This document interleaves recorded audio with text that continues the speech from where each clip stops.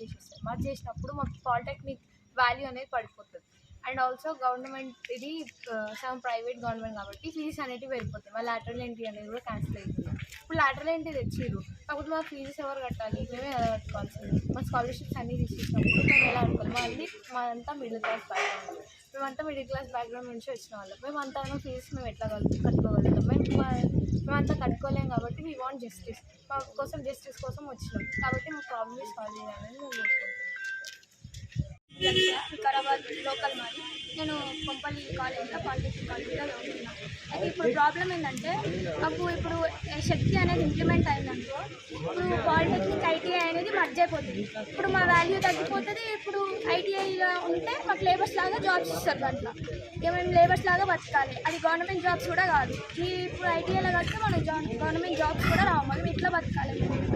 ఇప్పుడు అందరికీ ఎక్కడెక్కడ నుంచో వస్తాం మేము పాలిటెక్నిక్ కాలేజెస్ అంటే సీట్ వచ్చి వస్తాం కదా సార్. ఎక్కడెక్కడ నుంచో అంటే వరంగల్ నుంచి, ఎక్కడెక్కడ నుంచో వేరే వేరే డిస్ట్రిక్ట్స్ నుంచి వస్తాం. ఇట్లా అందరం మిడిల్ క్లాసెస్ కదా, ఎక్కడి నుంచో వస్తాం మేము. మళ్ళీ మాకు ఇప్పుడు ఎవరు జస్టిస్ ఇవ్వాలి? మేము పాలిటెక్నిక్లో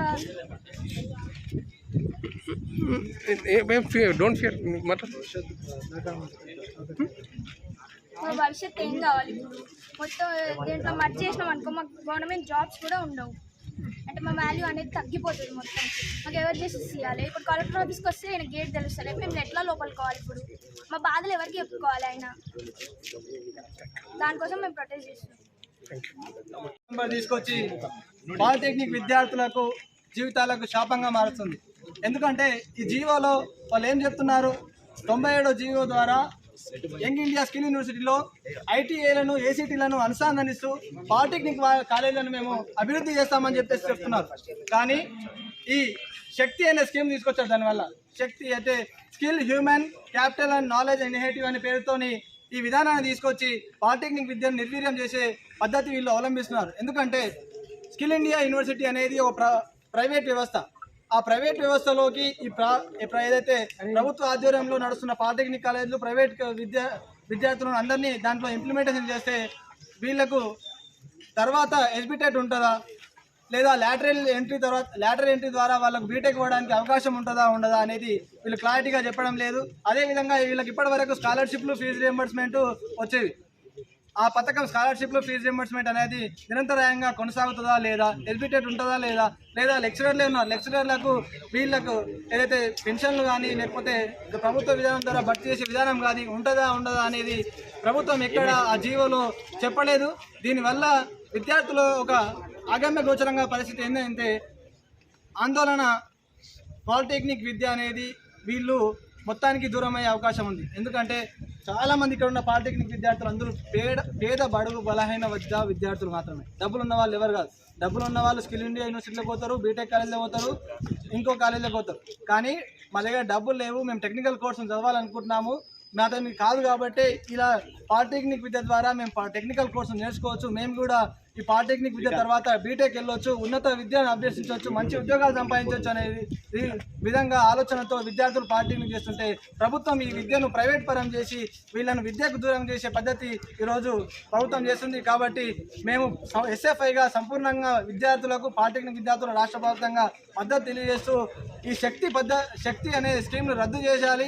పాలిటెక్నిక్ విద్యార్థులకు ఎస్బిటెట్ ద్వారానే వాళ్లకు విద్యను అందిస్తూ దానికి ప్రాక్టికల్స్, ల్యాబులు, కాలేజీను మెరుగుపరుచుకుంటూ లెక్చరర్లను కల్పించి వీళ్ళకు మెరుగైన విద్యావకాశాలు కల్పించి ఉన్నత విద్యకు వెళ్లే విధంగా చేయాలని చెప్పేసి, కృషి చేయాలని చెప్పేసి మేము ఈరోజు డిమాండ్ చేస్తాం.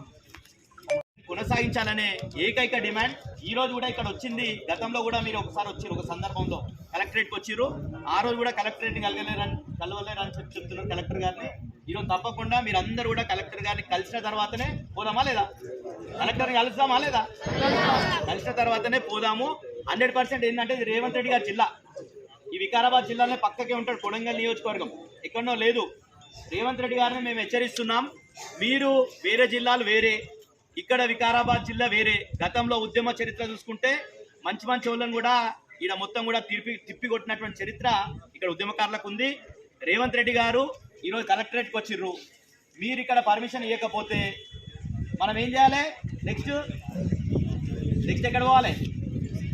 కొడంగల్కి పోవాలి. మనం ఎక్కడ ఉంటాడు రేవంత్ రెడ్డి క్యాంప్ ఆఫీసర్? తప్పకుండా ఇది మనం వేరే వాళ్ళ పాపం వరంగల్ నుంచి రానికే దూరం అవుతుంది, మహబూబాద్ నుంచి రానికే దూరం అవుతుంది. కానీ వికారాబాద్ ఇదే జిల్లా. ఆయన సమాధానం చెప్పాలి. ప్రతిరోజు పేపర్ చూస్తలేడా? జిల్లాలో ఏం జరుగుతుంది చూస్తలేడా రేవంత్ రెడ్డి గారు? కేవలం కొడంగల్ నియోజకవర్గానికి ఆయన ముఖ్యమంత్రి లాగా ప్రవర్తిస్తున్నాడు. కొడంగల్ వికారాబాద్ జిల్లాలో ఏం జరుగుతుంది? ఈ కలెక్టరేట్ ఇప్పటివరకు కూడా రాలే రేవంత్ రెడ్డి గారు. కాబట్టి మీరన్నా ఈరోజు తప్పకుండా రేవంత్ రెడ్డి గారు దృష్టికి పోవాలి. కలెక్టర్ గారు వీళ్ళని కలిసి ఈ విషయాన్ని రేవంత్ రెడ్డి గారికి చేరవేయాలి. ఆయన లండన్ నుండి వస్తుంది అనుకుంటా. రాగానే తప్పకుండా ఫస్ట్ నిర్ణయం 97 జీవోని రద్దు చేయాలని ఉండాలి. లేని పక్షంలో తప్పకుండా మీరు ఏ పోరాటం చేసినా మీకు మద్దతుగా ఉంటామమ్మా. 100% న్యాయపరంగా మీరు చేస్తున్నారు. న్యాయం కోసం చేస్తున్నారు, ఎవరి కోసమో చేస్తలే, మీ సొంతం కోసం కూడా చేస్తలే. పాలిటెక్నిక్ విద్య మీరు ఈరోజు చదువుకున్నారు, రేపు ఇంకా భవిష్యత్ తరాలు చదువుకుంటాయి. భవిష్యత్ తరాల కోసం మీరు అంతా కూడా చేస్తున్నారు. కాబట్టి 100% మీకు అండదండగా ఉంటుంది. బీఆర్ఎస్ పార్టీ ఉంటుంది, ప్రజా సంఘాలు అందరూ కూడా ఈరోజు ఎస్ఎఫ్ఐ కావచ్చు, ఇంకోటి కావచ్చు, అందరూ కూడా ఉంటారు. ఎందుకంటే మీరు యూనిటీగా ఉండండి. మీరు పోరాట పట్టిమ ఇప్పుడు మీరు విద్యార్థి నాయకులు ఎవరైతే ఉన్నారో కొంతమంది రిప్రజెంటేటివ్స్ అందరూ కూడా స్ట్రాంగ్గా ఉండండి. మీకు ఎలాంటి ఇబ్బందులు పెట్టినా పోలీసు వాళ్ళు కూడా ఇలా చెప్తున్నాం, దయచేసి పోలీసు వాళ్ళు గతంలో తెలంగాణ ఉద్యమంలో కూడా చూసినాం, ఎన్ని కేసులు పెట్టినా అరాచకాలు చేసినా కానీ ఉద్యమం ఆగదు, పెరుగుతుంది ఇంకా. కాబట్టి పోలీసు వాళ్ళు